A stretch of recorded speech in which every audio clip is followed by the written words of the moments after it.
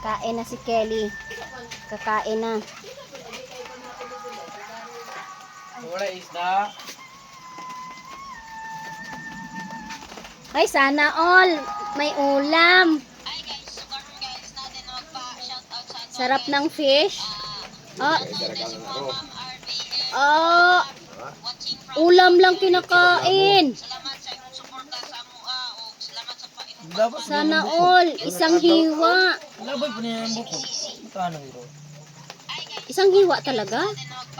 Oh, wala ka ng ulam.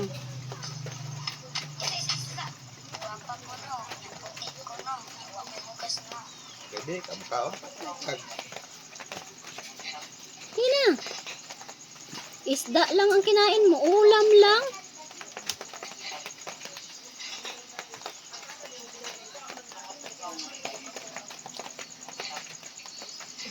Tao na dito.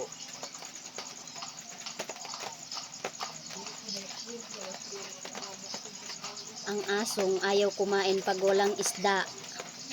Si Kelly.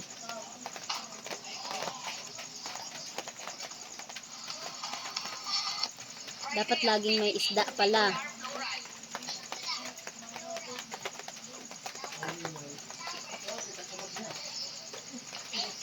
Kurot yan, ding. Kurot. Gutom, di mayo.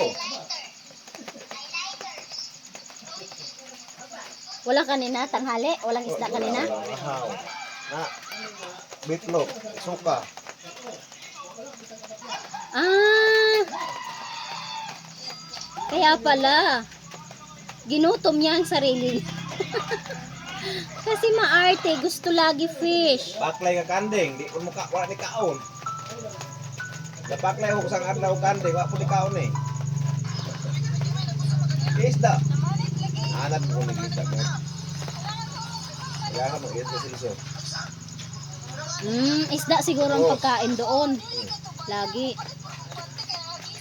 Anak nag-isda. Di rin kakain pag pure kanin lang. Tapos bawgan ng ano, asin, ano ba? Tubig. Isda talaga. Na. Kasi baby pa siya, ganun na.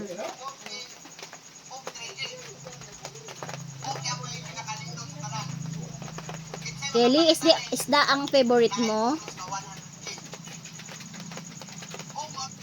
So, isda kay muy pamat muy soup ng nag-isda na eh.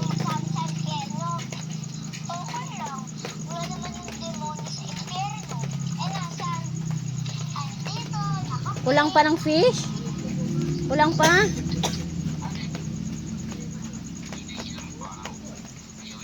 Maganda yan kasi may malunggay, may gulay. Bagay yan sa'yo.